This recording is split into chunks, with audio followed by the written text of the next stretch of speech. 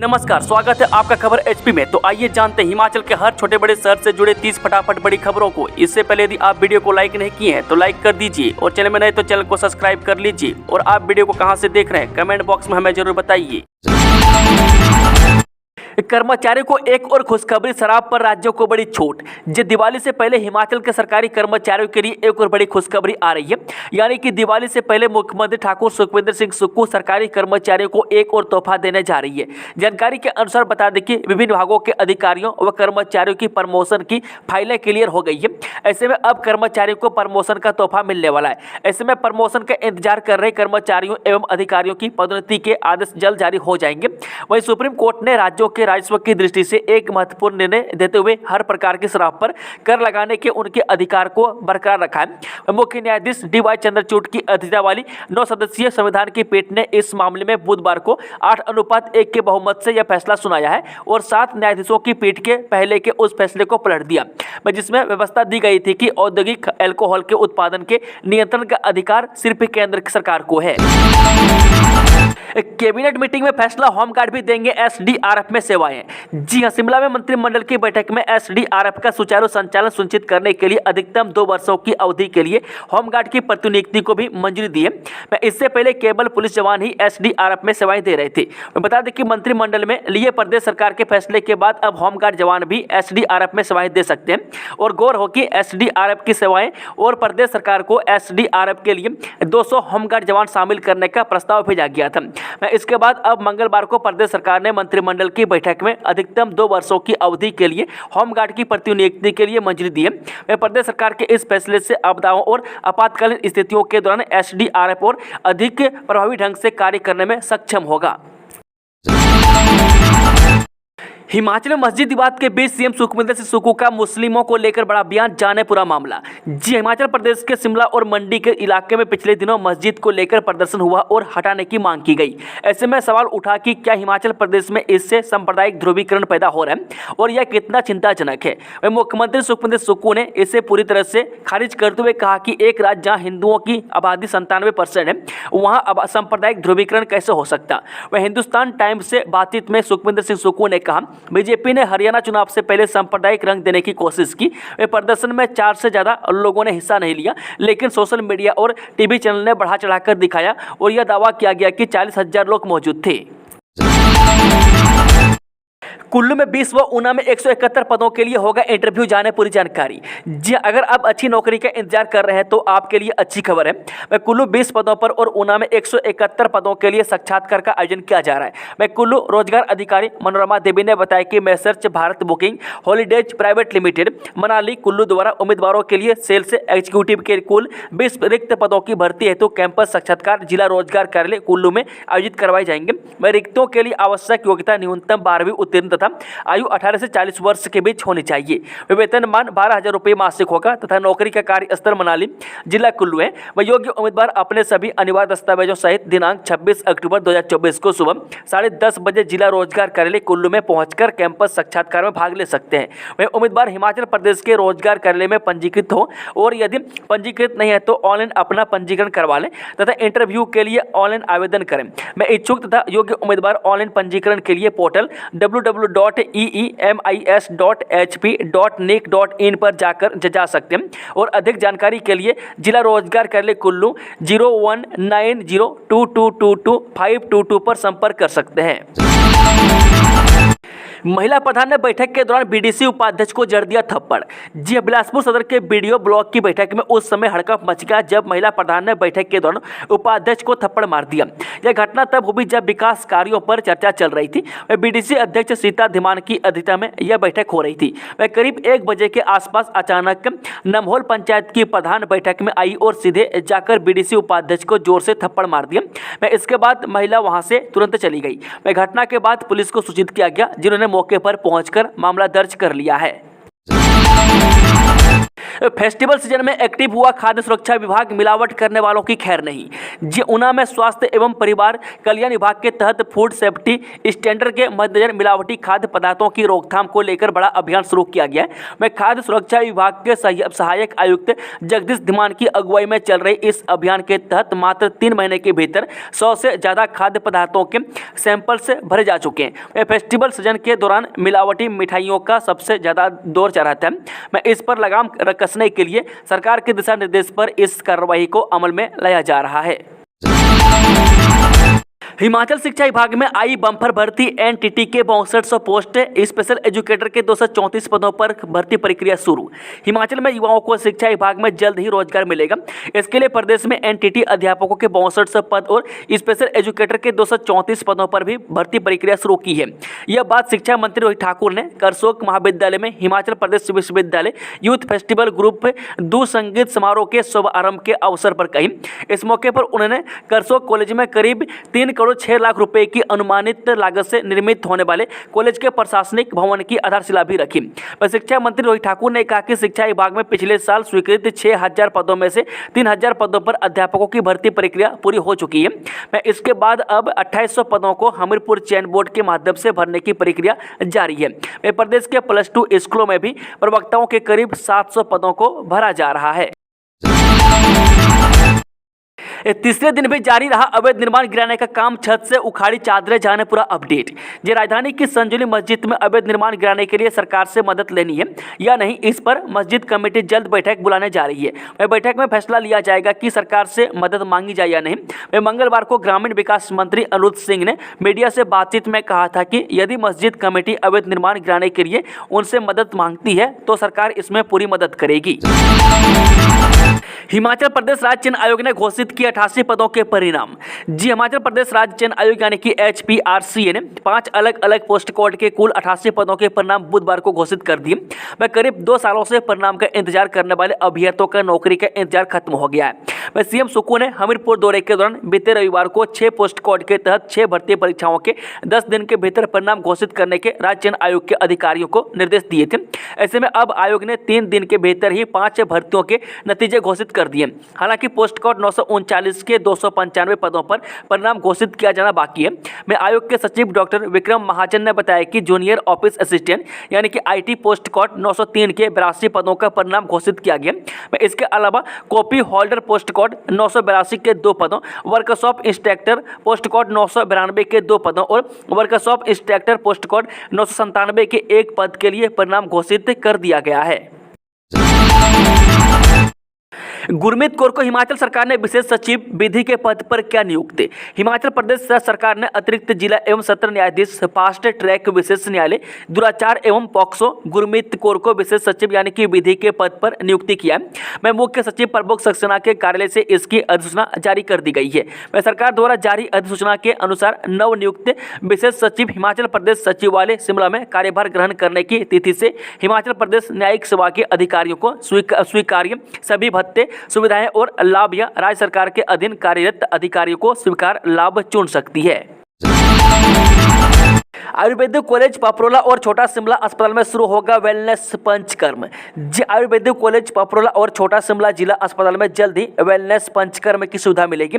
बुधवार को आयुष मंत्री यादवेंद्र गोमा की अध्यक्षता में हुई अस्पताल की RKS की बैठक में यह फैसला लिया गया। छोटा शिमला जिला अस्पताल की RKS को 60 लाख रुपए का बजट भी मंजूर किया गया। उन्होंने कहा कि प्रदेश में जल्द ही सभी जिलों में नेचुरल थेरेपी भी शुरू की जाएगी। शिमला में 10वीं कक्षा का छात्र संदिग्ध परिस्थितियों में लापता, मदरसे में रहता है नाबालिग। जी शिमला शहर के एक सरकारी स्कूल में पढ़ाई करने वाला 10वीं कक्षा का छात्र संदिग्ध परिस्थितियों में लापता हो गया। पुलिस ने इस संबंध में शिकायत दर्ज कर छात्र की तलाश शुरू कर दी है। पुलिस को दी शिकायत में बालूगंज मदरसा के प्रबंधक मोहम्मद तनवीर ने बताया कि हर रोज की तरह छात्र सुबह स्कूल के लिए निकला था लेकिन शाम को नहीं लौटा। पहले उन्होंने अपने स्तर पर मामले की छानबीन की और छात्र को यहाँ वहाँ तलाश किया लेकिन कहीं पता नहीं चला। इसके बाद प्रबंधन ने इस संबंध में बालूगंज थाना में गुमशुदगी की रिपोर्ट दर्ज करवाई। इसमें उन्होंने शक जाहिर किया है कि किसी ने छात्र को अगवा कर लिया है। पुलिस ने इस संबंध में केस दर्ज कर मामले की छानबीन शुरू कर दी है। छात्र की तलाश के लिए संभावित क्षेत्रों में टीमों को भेजकर तलाश की जा रही है। हिमाचल प्रदेश में तैयार होगा मछलियों का पौष्टिक आहार सिप्रा ब्रूड, यहाँ होगा उत्पादन। हिमाचल प्रदेश में सिफा ब्रूड फीड का उत्पादन ऊना जिले के गगरेट उपमंडल स्थित दियोली स्थित कार्प फार्म में किया जा रहा है। यह फील्ड मछली प्रजनों को न्यूनतम मूल्य पर उपलब्ध होगा। इससे मछली पालन की लागत कम होगी और प्रजनन क्षमता में वृद्धि होगी। मुख्यमंत्री सुक्खू बोले मछली उत्पादन में तालाब निर्माण के लिए 80% दिया जाएगा अनुदान। जी मुख्यमंत्री सुखविंदर सुक्खू ने कहा कि प्रदेश में कार्प मछली उत्पादन पिछले वर्ष के 6767.11 मीट्रिक टन की तुलना में बढ़कर 7367.03 मीट्रिक टन हो गया। उन्होंने कहा कि वर्तमान में लगभग 2600 मछुआरे कार्प मछली पालन का कार्य कर रहे हैं और उत्पादन वृद्धि से उनकी आर्थिकी सुदृढ़ हो रही है। वह तालाब निर्माण के लिए 80% तक अनुदान सरकार दे रही है। सीएम सुक्खू बोले हमीरपुर मेडिकल कॉलेज में शुरू होंगे पीजी पाठ्यक्रम। जी मुख्यमंत्री सुखविंदर सुक्खू ने कहा कि हमीरपुर मेडिकल कॉलेज में जल्द स्नातकोत्तर यानी कि पीजी पाठ्यक्रम शुरू किए जाएंगे। वह सरकार ने महाविद्यालय के लिए general medicine, paediatrics, general surgery, orthopaedics, anaesthesia और रेडियोलॉजी जैसे प्रमुख विभागों में एसोसिएट प्रोफेसर के 6 और असिस्टेंट प्रोफेसर के 10 पद भरने को मंजूरी दी है। वे मरीजों की बढ़ती संख्या के दृष्टिगत रोगी देखभाल और स्वास्थ्य सेवाओं में सुधारने के लिए महाविद्यालय में रोगियों को विशेषज्ञ चिकित्सा प्रदान करने के लिए स्नातकोत्तर पाठ्यक्रम शुरू करने की आवश्यकता है। उन्होंने कहा कि ऑप्थेल्मोलॉजी, डर्मेटोलॉजी, फिजियोलॉजी विभागों में पीजी पाठ्यक्रम शुरू करने के लिए अनिवार्यता व सव्यवहार्यता प्रमाण पत्र पहले ही जारी कर दिया गया है। स्कूली शिक्षा में डिजिटल लर्निंग को बढ़ावा देने के लिए हिमाचल आंध्र प्रदेश का कर सकते हैं सहयोग। जी हाँ, समग्र शिक्षा हिमाचल परियोजना निदेशक राजेश शर्मा ने कहा कि आंध्र प्रदेश और हिमाचल प्रदेश स्कूली शिक्षा में डिजिटल लर्निंग को बढ़ावा देने के लिए आपस में सहयोग कर सकते हैं। राजेश शर्मा ने आंध्र प्रदेश के शिक्षा अधिकारियों के साथ समग्र शिक्षा निदेशालय में बैठक की अध्यक्षता करते हुए कहा कि आंध्र प्रदेश ने स्कूली शिक्षा के क्षेत्र में बेहतरीन कार्य किए हैं। उन्होंने कहा कि आंध्र प्रदेश ने स्कूली शिक्षा में कई नवाचार किए हैं और पीपीपी यानी कि पब्लिक प्राइवेट पार्टनरशिप मॉडल में इसे लागू करने में यह अग्रणी राज्य माना जाता है। राजेश शर्मा ने कहा कि आंध्र प्रदेश ने न केवल स्कूलों के बुनियादी ढांचे को सुधारा है बल्कि डिजिटल माध्यम से पढ़ाई को लेकर भी कई महत्वपूर्ण कदम उठाए हैं। मिनट में हो जाएगी अब पुराने व्यावसायिक वाहनों की जांच, ग्रीन कॉरिडोर पर ई चार्जिंग के साथ पार्किंग। हिमाचल प्रदेश में पुराने व्यावसायिक वाहनों की जांच अब महज 20 मिनट में हो जाएगी। मंत्रिमंडल की बैठक में प्रदेश में 5 ऑटोमेटिक टेस्टिंग स्टेशन स्थापित करने को मंजूरी दे दी है। वे 5-5 करोड़ की लागत से स्थापित होने वाले इन स्वचालित परीक्षण केंद्र में उन्नत स्वचालित उपकरणों का उपयोग किया जाएगा। वे पहले चरण में ऊना, नालागढ़, हमीरपुर, कांगड़ा और सिरमौर में स्वचालित परीक्षण केंद्र स्थापित होने के बाद प्रदेश के सभी जिलों में यह सुविधा उपलब्ध करवाई जाएगी। स्वचालित फिटनेस केंद्र में 20 मिनट में स्वचालित मशीनों से वाहनों की फिटनेस जांच होगी और किसी तरह की गड़बड़ी की भी आशंका नहीं रहेगी।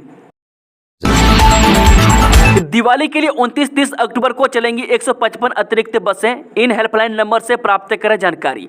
जी त्योहारी सीजन में यात्रियों की सुविधा के लिए हिमाचल पथ परिवहन निगम यानी कि HRTC 29 और 30 अक्टूबर को अतिरिक्त बसों का संचालन करेगा। वह दिवाली पर दिल्ली, चंडीगढ़ और बद्दी से 155 अतिरिक्त बसें प्रदेश के विभिन्न जिलों के लिए चलेंगी। उसके बाद दिवाली के अगले दिन ये बसें दिवाली और चंडीगढ़ के लिए रवाना होंगी। वह पहली बार इन अतिरिक्त बसों में यात्री सीटों की बुकिंग ऑनलाइन कर सकेंगे।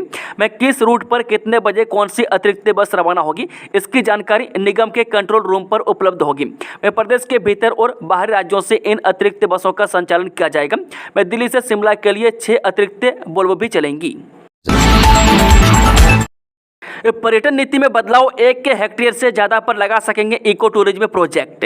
हिमाचल प्रदेश सरकार ने मंत्रिमंडल की बैठक में इको टूरिज्म नीति 2017 में संशोधन करने का निर्णय लिया है। वे प्रदेश में इको टूरिज्म गतिविधियों को बढ़ावा देने के लिए वन संरक्षण अधिनियम 2023 में बीते दिनों हुए किए गए संशोधन के अनुरूप इको टूरिज्म नीति में बदलाव कर 6 प्रस्तावों को मंजूरी दे दी गई है। मैं इको टूरिज्म साइट के लिए अब 1 हेक्टेयर से अधिक के प्रोजेक्ट को भी मंजूरी दी जाएगी। मैं इसे लेकर केंद्रीय नीति में भी बदलाव हुआ है। वह सरकार ने शर्त रखी है कि इको टूरिज्म यूनिट में स्थानीय लोगों को अनिवार्य तौर पर रोजगार देना होगा और स्थानीय उत्पादों का इस्तेमाल करना होगा। इसके अलावा अब ट्रैकिंग गतिविधियों भी वन विभाग के अधीन प्रस्तावित है। सैलानियों के साथ इन्हें चलाने वाली कंपनियों को आकर्षित करने के लिए पॉलिसी में बदलाव होना है। 2061 वन मित्र पदों के लिए अब तक 70,000 आवेदन जाने अंतिम तिथि। हिमाचल प्रदेश वन विभाग में वन मित्र भर्ती के लिए 30 दिसंबर तक आवेदन किया जा सकेगा। जनजातीय क्षेत्रों के लिए आवेदन की अंतिम तिथि 15 जनवरी तय की गई है। वन मित्र भर्ती में एकलौती बेटी के लिए मेरिट में 3 अतिरिक्त अंक, SC ST और OBC के लिए 2 अंक, NCC, Bharat scout and guide और NSS सहित राष्ट्रीय खेलकूद स्पर्धा में पुरस्कार जीतने वाले को 5 अतिरिक्त अंक देने का प्रावधान किया गया है। द केरल हिस्टोरी के निर्देशक सुदीप्तो सेन का धर्मशाला में घेराव, रास्ता रोका। द केरल हिस्टोरी के निर्देशक सुदीप्तो सेन का पर्यटन नगरी धर्मशाला में कुछ लोगों ने घेराव किया और रास्ता रोका।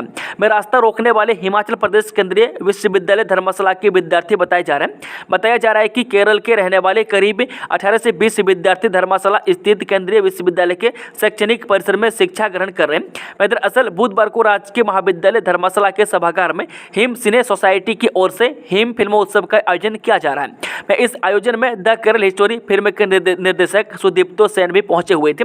इस कार्यक्रम में अपनी बात रखकर जब सुदीप्तो सेन ऑडिटोरियम से बाहर निकल रहे थे तभी 6 लोगों जिसमें 2 युवतियां और 4 युवक शामिल थे वो ने सुदीप्तो सेन का रास्ता रोक लिया और उनका घेराव कर अपनी बात रखने लगे। इन लोगों ने कहा कि सुदीप्तो सेन ने जो द केरल हिस्टोरी फिल्म का निर्देशन किया है वह तथ्यों से विपरीत है और इस फिल्म के कारण केरल के लोगों की भावनाएं आहत हुई है।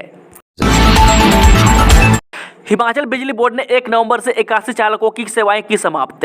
हिमाचल प्रदेश राज्य बिजली बोर्ड ने आउटसोर्स पर नियुक्त 81 चालकों की सेवाएं समाप्त कर दी है। राज्य इलेक्ट्रॉनिक्स कॉर्पोरेशन को 1 नवंबर से चालकों की सेवाएं नहीं लेने का बोर्ड प्रबंधन को पत्र भेज दिया है। वे 15 वर्ष से ज़्यादा पुराने वाहनों का अब उपयोग नहीं करने का भी बोर्ड ने यह फैसला लिया है। बोर्ड की कार्यकारी निदेशक कार्मिक ईसा की ओर से कॉर्पोरेशन के प्रबंध निदेशक को जारी पत्र में कहा गया है कि सोलन, शिमला, सिरमौर के 12, कांगड़ा, डलहौजी में 22, मंडी कुल्लू में 17, हमीरपुर, ऊना, बिलासपुर में 16, भावानगर में 10 और 2 कार्यालयों में कार्यरत 4 चालकों की अब बोर्ड को आवश्यकता नहीं है। भलई डाकघर का सब पोस्टमास्टर बर्खास्त, CBI को सौंपा मामला, लाखों रुपये हड़पने का आरोप। डाकघर मसरूंड बाट दरेकड़ी के बाद अब भलई के सब पोस्टमास्टर को भी बर्खास्त कर दिया गया। डाक विभाग ने घोटाला करने पर सब पोस्टमास्टर के खिलाफ कार्रवाई की है। हालांकि गबन की गई राशि का आंकड़ा जुटाया जा रहा है। मैं कितने पैसों का घोटाला किया है इसकी अभी तक पूरी जानकारी नहीं मिली है। CBI को यह मामला सौंपा गया है। बताया जा रहा है कि भलई में तैनात सब पोस्टमास्टर ने सरकारी सहित ग्राहकों के लाखों रुपये हड़पे हैं। खुशखबरी, हिमाचल में अब कमर्शियल गाड़ी बिना किसी परेशानी चलाएं। सरकार ने 3300 टैक्सियों सहित अन्य वाहनों के परमिट किए जारी। हिमाचल प्रदेश राज्य परिवहन प्राधिकरण यानी कि STA ने 3300 टैक्सी सहित अन्य वाहनों के परमिट जारी करने की मंजूरी दे दी है। बैठक में हिमाचल प्रदेश पथ परिवहन निगम को भी 19 और अस्थायी रूट दिए गए। इसमें 15 रूट ऊना के हैं, बाकी अन्य स्थानों के शामिल हैं। बुधवार को भी राज्य परिवहन प्राधिकरण की बैठक में इस पर विस्तृत चर्चा के बाद परमिट जारी करने का निर्णय लिया गया। 4 महीनों से यह काम लटका हुआ था। परिवहन निदेशक के चुनावी ड्यूटी पर होने के चलते बैठक आयोजित नहीं हो पाई थी। गगल एयरपोर्ट का नाम बदलने का प्रस्ताव, ये नाम रखने का है प्रपोजल। जी हां, गगल हवाई अड्डे का नाम अब बदलकर धर्मशाला कांगड़ा एयरपोर्ट नाम रखने को प्रपोजल भेजा गया।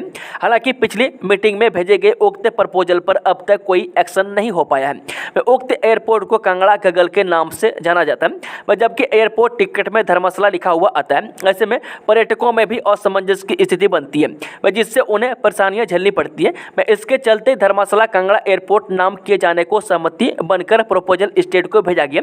राज्य की कैबिनेट में सहमति मिलने के बाद इसे केंद्र सरकार को भेजा जाएगा।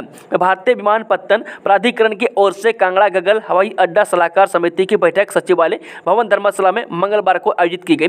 इसकी अध्यक्षता कांगड़ा चंबा सांसद डॉक्टर राजीव भारद्वाज ने की।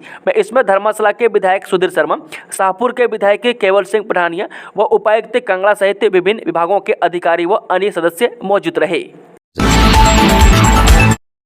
शुरू हुआ डगवार मिल्क प्रोसेसिंग प्लांट का काम, 250 करोड़ होंगे खर्च, 5 जिलों से आएगा दूध। जय प्रदेश की बड़ी एवं महत्वाकांक्षी परियोजना मिल्क प्रोसेसिंग प्लांट डगवार का काम शुरू हो गया है। डगवार स्थित 6 पुरानी बिल्डिंग्स को हटाकर यहां आधुनिक मिल्क प्लांट का काम किया जा रहा है। इस मिल्क प्लांट पर 250 करोड़ रुपए खर्च किए जा रहा है। इस परियोजना से कांगड़ा, चंबा, ऊना, हमीरपुर और मंडी जिलों के किसानों को लाभ होगा। हालांकि फोरलेन परियोजना के निर्माण के बाद अन्य जिलों से दूध लेकर यहां प्रोसेस करने का भी प्लान है। इतना ही नहीं, इस प्लांट से सीधे 150 लोगों को नौकरियां भी मिलेगी, तो वहीं 150 सहकारी सभाएं बनाकर 10,000 से ज्यादा लोगों को रोजगार दिया जाएगा। धर्मशाला के ग्रामीण इलाकों में यह रोजगार का बड़ा प्रोजेक्ट है। देवताओं पर विवादित पोस्ट पर एफआईआर दर्ज। जी सोशल मीडिया पर हिंदू देवी देवताओं की आपत्तिजनक तस्वीर बनाने और अभद्र टिप्पणियां करने के मामले में शिमला पुलिस ने एफआईआर दर्ज कर ली है। संजुली मस्जिद विवाद पर आंदोलन करने वाले हिंदू संगठन हिमाचल देवभूमि संघर्ष समिति की शिकायत पर पुलिस ने यह कार्रवाई की है। समिति के साथ संयोजक मदन ठाकुर ने पुलिस थाना बालूगंज में इस बारे में शिकायत दी है। शिकायतकर्ता का आरोप है कि सोशल मीडिया के एक प्लेटफॉर्म पर अज्ञात शख्स द्वारा हिंदू धर्म विरोधी सामग्री पोस्ट की जा रही है। इसमें भगवान शिव को अपमानित करने का कृत्य किया गया। शिकायतकर्ता मदन ठाकुर ने पुलिस को दी शिकायत में कहा गया है कि किसी अज्ञात व्यक्ति ने सोशल मीडिया के सत्य की खोज नामक पेज पर हिंदुओं के देवी देवताओं की आपत्तिजनक फोटो डालकर उनके खिलाफ अभद्र शब्दों का प्रयोग करके हिंदुओं की भावनाओं को ठेस पहुंचाई है। पत्नी के साथ जबरन शारीरिक संबंध बनाना अपराध है या नहीं, सुप्रीम कोर्ट की नई पीठ करेगी सुनवाई। जे सुप्रीम कोर्ट ने पत्नी के साथ जबरन शारीरिक संबंध स्थापित करने यानी कि मैरिटल रेप को अपराध घोषित करने की मांग वाली याचिकाओं पर सुनवाई नई पीठ के गठन तक के लिए बुधवार को स्थगित कर दी है। मुख्य न्यायाधीश DY चंद्रचूड़, न्यायमूर्ति JB पारदीवाला और न्यायमूर्ति मनोज मिश्रा की पीठ ने संबंधित पक्षों की दलीलें सुनने के बाद यह फैसला किया है। न्यायमूर्ति चंद्रचूड़ ने सुनवाई टालते हुए कहा कि ऐसा लगता है कि 10 नवंबर को उनकी सेवानिवृत्ति की तिथि से पहले सुनवाई पूरा करना संभव नहीं होगा। उन्होंने पीठ की ओर से कहा, निकट भविष्य में सुनवाई पूरी करना संभव नहीं होगा। शीर्ष अदालत ने 17 अक्टूबर को इस मामले में सुनवाई शुरू की थी।